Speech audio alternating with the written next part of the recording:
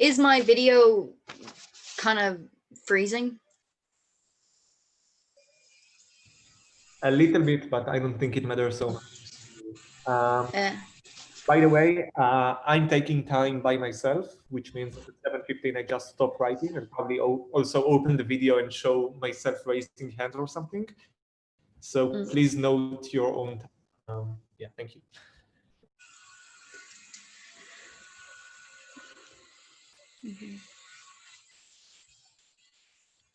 Okay, so just to begin with, I'm just gonna outline who are the important actors in this debate. So we don't believe that Amazon is the most important actor in this debate because it's a large, powerful company, and like the actions of a few smaller third-party sellers that are using its website aren't going to affect it very strongly in our short term or the long term. So we believe that the most important actor in this debate are the third-party sellers themselves, and we believe this because they're the most vulnerable. So any end to disputes that occur between them and a mega company like Amazon will have a massive impact on how they're able to run their business in the future and the livelihood of their workers. So we're also going to outline that we believe the comparative to be like what's most beneficial for these third-party workers. So like while our opposing bench might argue that like it's preferable for the third-party worker or third-party sellers to settle these disputes on Amazon because like they need Amazon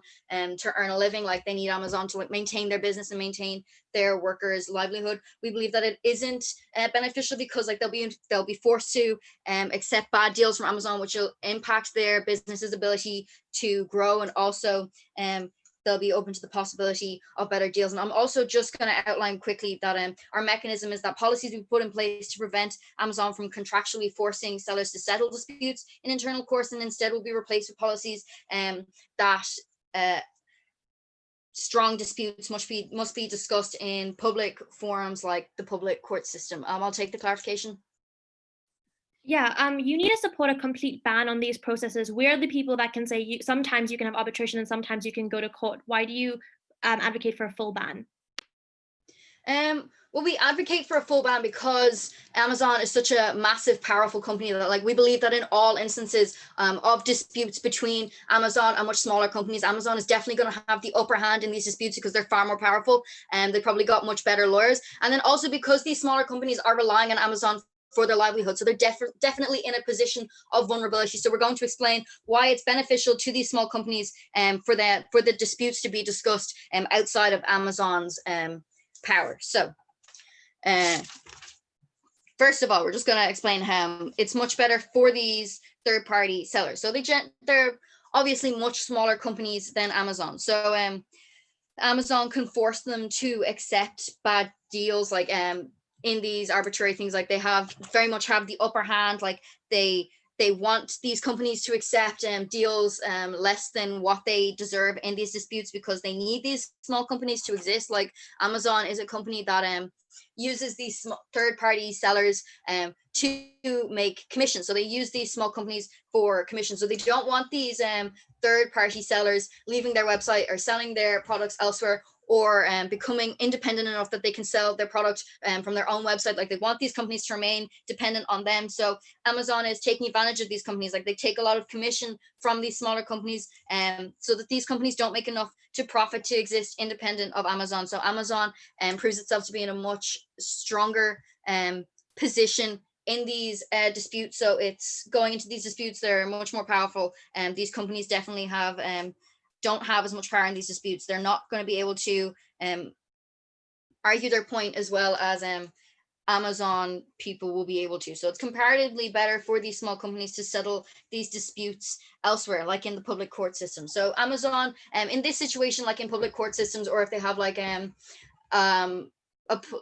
public figure like a lawyer, so like a lawyer from outside of Amazon to like help them settle their dispute, like Amazon will have far less power because it's not in their court. So like their chances of strong arming the company is far lesser. So they'll have a more the smaller companies will also have a more unbiased decision at the end. So like if for example, if the company is having a dispute about like how much commission they should be paying to Amazon, or like how much money they're getting from Amazon, or like how much money they should be giving to Amazon for the right to sell on the website, like it's far more likely that Amazon is going to want to have higher commissions, or like for this company to be giving them more money than is necessary, like for Amazon to be making a profit. Like Amazon is already making a much larger profit. So like if an outside negotiator was trying to argue like for the rights and like the ability of this small company to like to continue to survive or like maybe exist independently, then like they're going to have a much better outcome than if Amazon was leading the dispute themselves. And then if they were able to get like, if they were able to negotiate like lower commission sums with Amazon, or like less, like paying less money for the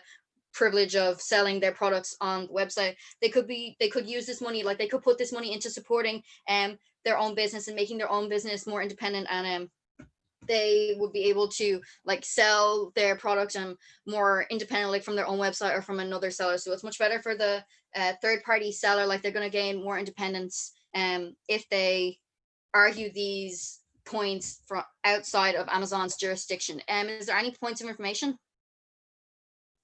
Closing. Are there any alternatives for those vendors to sell their goods in other marketplaces instead of Amazon?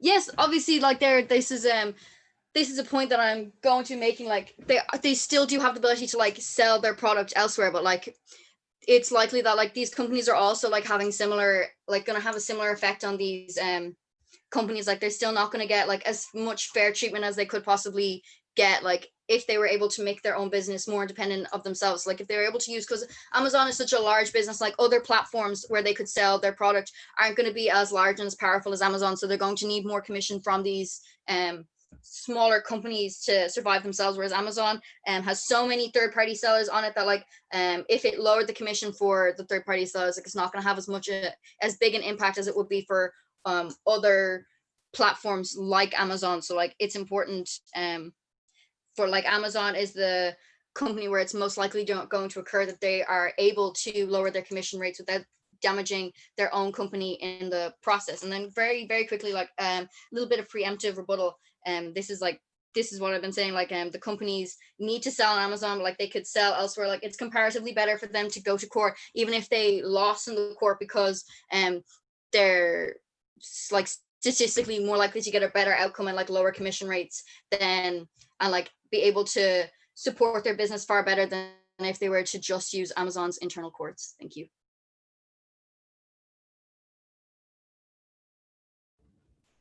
I thank the Prime Minister for the speech and very happy to call the Leader of Opposition. Woo! Can I check that everyone can hear me? Yes. Perfect. 1 second.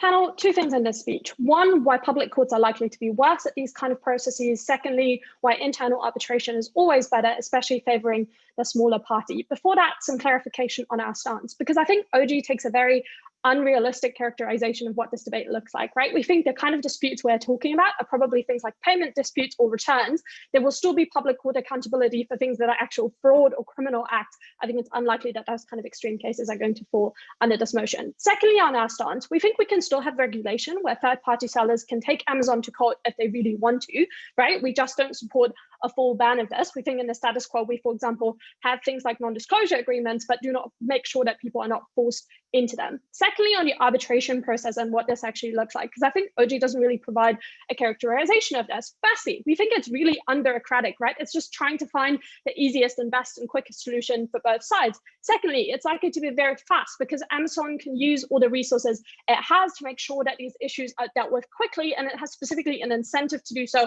in order to make sure that the product can go back to market. So why then are public courts likely to be worse at dealing with this, dealing with kind of the best case on proposition where courts actually end up dealing with these cases? 5 mechanisms on why they're likely to be worse. One, we think the public court system is already overburdened, and this is likely to provide an additional burden onto those systems, which is likely to make them worse. This looks like them being underfunded because politicians prioritize more popular policies, and it looks like public attorneys, for example, not getting the resources they need in order to defend people. Secondly, you see this in terms of court cases getting massively delayed, often taking years in order to actually get a result. We think that's detrimental to businesses and is likely to drive these kind of small businesses out of business because they can't afford these kind of processes.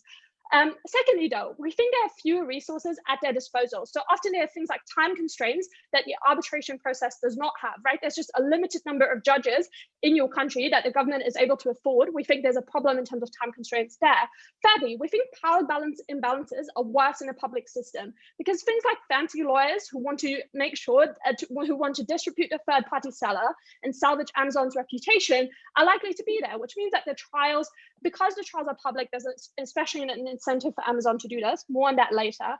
Fourthly, it's likely to take longer because it's not just because the system is overburdened, but because it's incredibly bureaucratic, because there's a lot of regulations, right?